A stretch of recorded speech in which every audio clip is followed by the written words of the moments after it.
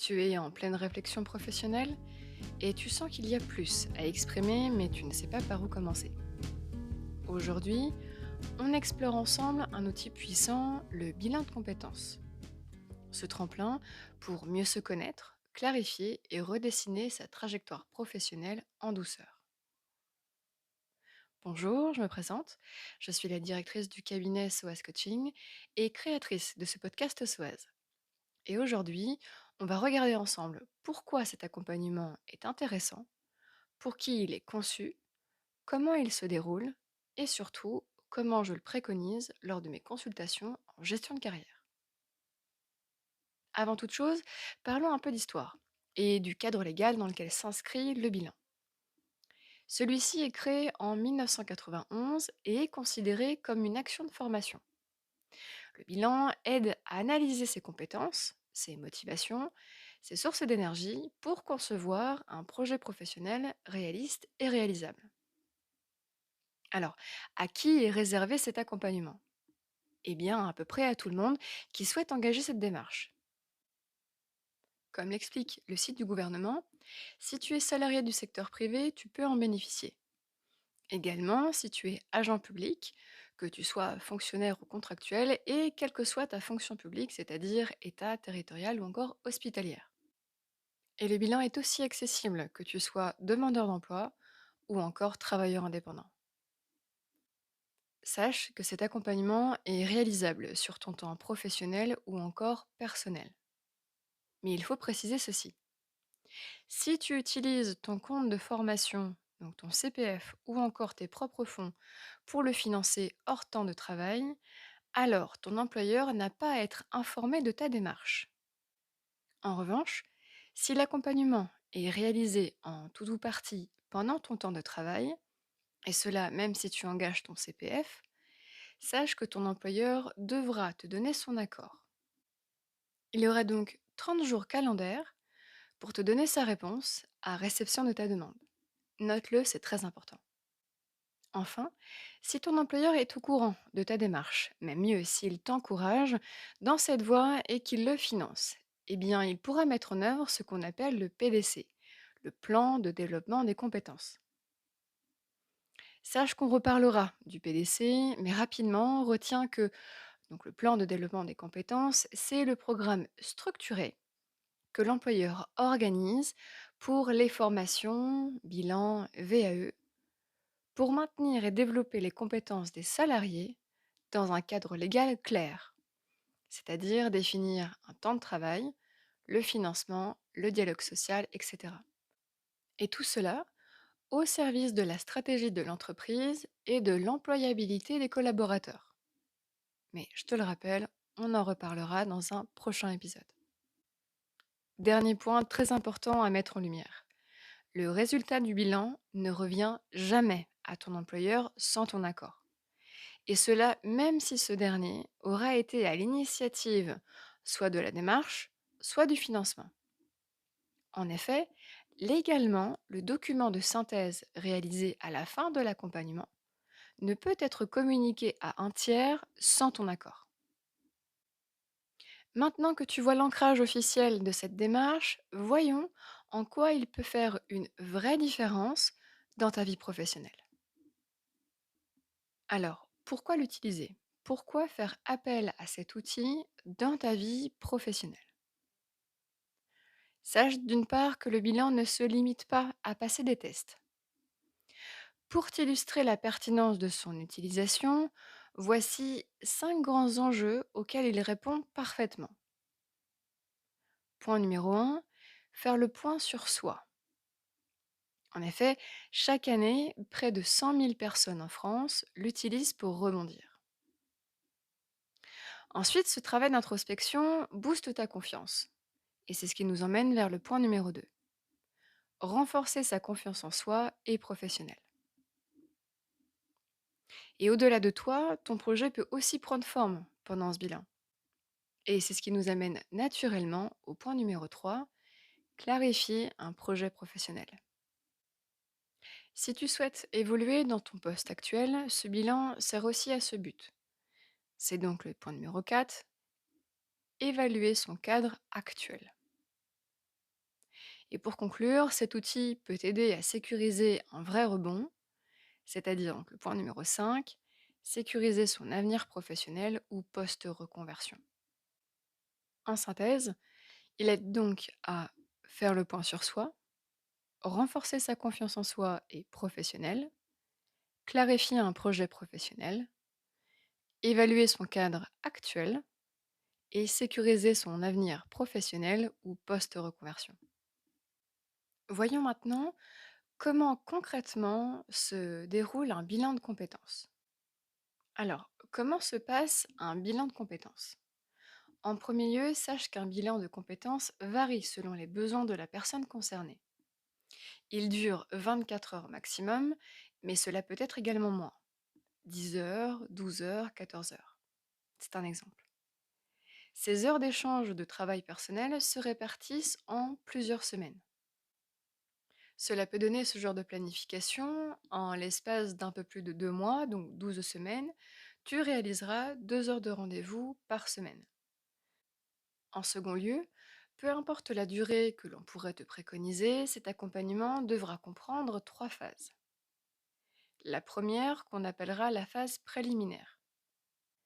Elle est là pour analyser tes besoins, déterminer le format de bilan adapté et les modalités de déroulement, c'est-à-dire le positionnement de tes rendez-vous en fonction de tes disponibilités, l'évaluation du nombre d'heures adaptées à ta situation et l'objectif que tu souhaites atteindre.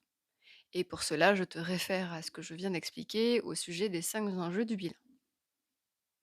La seconde phase, qu'on appellera investigation, permettra, elle, de construire ton projet professionnel et ou d'élaborer des alternatives.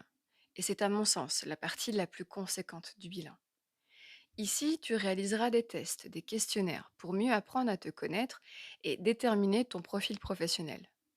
En fonction du choix du cabinet avec lequel tu souhaites travailler, eh bien, ces tests et ces questionnaires seront plus ou moins approfondis et te demanderont parfois un financement supplémentaire.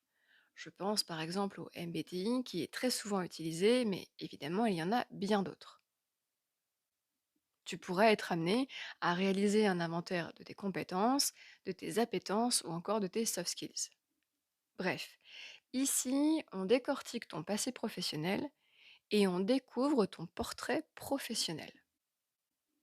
Enfin, la dernière phase, dite de conclusion, permettra, elle, d'évaluer les résultats de la phase d'investigation et permettra, entre autres, de recenser les moyens de réalisation de ton projet et de prévoir les étapes à venir. Comme par exemple, identifier les personnes capables de t'accompagner pour détecter le financement de ta formation, si évidemment cela ressort de ton accompagnement, et surtout en fonction de ta situation professionnelle et ou personnelle. Ce troisième temps sert aussi à déterminer la réalité et la faisabilité du ou des projets qui ont émergé durant la seconde phase. Enfin, au cours de cette période, tu pourras être amené, et on va t'y encourager vivement, à rencontrer les professionnels sur le terrain. Et cela, que cela soit lors d'interviews métiers ou encore durant un stage en immersion que l'on appelle aussi la PMSMP, c'est-à-dire la période de mise en situation dans le milieu professionnel. Ces découvertes terrain permettront justement d'apporter plus de réalisme au projet envisagé. Dans la barre d'infos, tu retrouveras d'ailleurs tous les liens utiles qui m'ont servi à créer cette capsule, alors n'hésite pas. Maintenant que nous nous sommes intéressés au mécanisme du bilan, passons à l'identification de ses freins et de ses limites, parce que ce sont aussi des éléments qu'il faut regarder en face. Car oui, rien n'est jamais magique, même quand on parle d'un outil aussi intéressant et utile que le bilan de compétences. Et comme toujours dans SOAS Podcast, je préfère qu'on regarde les choses en face plutôt que de les enjoliver. Premier frein, la standardisation de certains bilans. On l'a vu, le bilan, il est encadré, on a identifié ses différentes sources de financement, on a vu qu'il était balisé. Mais ce cadre peut parfois devenir comme une sorte de camisole. Certains organismes proposent un accompagnement très scolaire, avec des grilles de lecture figés, des tests automatisés, voire pire, des feuilles Excel à remplir. Et de tout cela, eh bien, les individus ressortent avec une synthèse de parfois 12 pages, mais aucune transformation intérieure. Et pour une personne sensible, multipotentielle ou en quête de sens, crois-moi, c'est très vite frustrant. Deuxième frein, la temporalité. Parce que oui, parfois ce n'est pas le bon moment. Tu veux faire un bilan, mais ton emploi du temps est surchargé. Ou tu es encore trop dans la confusion émotionnelle pour poser des mots clairs. Dans ces cas-là, le risque, c'est de remplir le bilan pour aller mieux ou pour bouger vite, sans que rien ne s'ancre vraiment. Enfin, le troisième frein, ça va être la consultante ou le consultant. Parce que oui, derrière, il y a l'humain. Et le ou la consultante, on ne va pas se mentir, tu peux tomber sur une personne qui coche toutes les cases sur le papier, mais qui ne te voit pas, qui ne comprend pas ton rythme intérieur, ta sensibilité ou ton besoin de sortir du cadre. Et c'est pour ça que je t'encourage toujours à bien choisir la personne et surtout à t'écouter dès les premiers échanges. Alors oui, le bilan est un cadre puissant, mais comme tout cadre, il demande qu'on sache avec qui, quand et comment l'habiter. Et c'est justement là que j'entre en scène. Peut-être que tu te dis, d'accord, ce bilan a l'air bien utile, mais est-ce que c'est vraiment ce dont j'ai besoin maintenant? Et c'est une excellente question. Parce que parfois, ce n'est pas un outil qui manque, c'est de la clarté. Alors, je ne propose plus de bilan de compétences. J'en ai réalisé par le passé, je sais comment ils fonctionnent bien évidemment, je connais leur pertinence, je viens de l'expliquer un peu plus tôt, mais aujourd'hui mon métier, c'est plutôt d'aider les personnes à détecter ce qui est juste pour elles dans leur trajectoire professionnelle, à ne pas perdre du temps ou de l'énergie dans des démarches inadaptées. Ma plus-value, identifier si le flou correspond à un besoin de bilan ou à autre chose. Mon approche, ce n'est pas de faire entrer les gens dans des cases, mais bien de poser les bonnes questions au bon moment. Et souvent, quand quelqu'un me dit «Bon, je pense faire un bilan», en réalité, ce qu'il exprime en creux, c'est un désir de comprendre, de réaligner, d'agir, mais sans savoir par où commencer. Et dans ces cas-là, la vraie question n'est pas faut-il faire un bilan, mais bien plutôt quel est le chemin le plus juste, le plus rapide et le plus porteur pour moi aujourd'hui. Et parfois, le bilan est un détour. Alors, je le rappelle, le bilan de compétences, pour certaines personnes, est une excellente option. Mais pour d'autres, comme je l'ai déjà cité un peu plus tôt, pour les hypersensibles, les multipotentiels ou les entrepreneurs en errance intérieure, eh bien, le bilan devient un détour. Il devient un faux départ. Parce qu'on cherche ce cadre extérieur pour résoudre un besoin de recentrage intérieur. Ce que j'offre, c'est un SAS, une consultation de discernement. Mon rôle, c'est de créer un sas d'éclairage où on va ensemble formuler ce qui se joue. Est-ce que tu as vraiment besoin d'un cadre long, balisé, normé, ou est-ce que tu as besoin d'un miroir, d'un coup de projecteur, d'un court-circuit doux mais décisif? Et très souvent, la réponse est dans cette phrase que j'entends beaucoup: «J'ai juste besoin qu'on m'aide à faire le tri». Et c'est exactement ce que je propose. Alors, si tu ressens ce flou, cette sensation d'être entre deux mondes, entre deux envies, entre deux identités professionnelles, avant, je t'en prie, d'engager du temps, de l'argent, de l'énergie dans un parcours long, comme le bilan de compétences, viens clarifier avec moi où tu en es vraiment. Et c'est pour ça que je propose des consultations de diagnostic. Un format court pour nous permettre justement de poser à plat ensemble les enjeux du moment, te faire un retour stratégique et honnête, et surtout t'aider à discerner si le bilan est l'option effectivement la plus adaptée à ta situation, ou s'il existe un raccourci plus efficace, plus aligné, plus vivant. Alors non, je ne vends pas de format, au contraire, je t'aide à y voir clair. Et pour cela, tu trouveras dans la description de cette capsule le lien du site internet qui te permettra d'avoir la chance de réserver un créneau de rendez-vous avec moi. Tu l'as compris, le bilan de compétences est un outil performant, absolument, mais il ne fait pas tout. Il ne pourrait remplacer le discernement personnel. Car la vraie boussole, c'est toi. Et parfois, tu as juste besoin d'une lumière douce pour faire un pas de côté. Si ce que tu viens d'entendre t'a parlé, t'a remué ou t'a simplement ouvert une porte, eh bien prends un moment pour t'abonner au podcast SOAS sur ta plateforme d'écoute préférée ou encore ici sur YouTube. C'est le meilleur moyen de ne rater aucun épisode et de nourrir ta trajectoire professionnelle au bon rythme.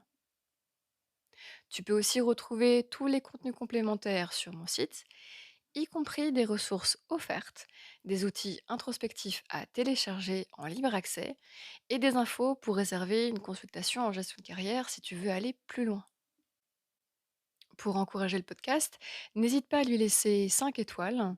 Et si tu penses que cet épisode peut aider quelqu'un, eh bien, partage-le autour de toi, bien entendu. Que cela soit en story, en message privé, en rayon d'équipe, bref, partage-le. Merci d'avoir été là.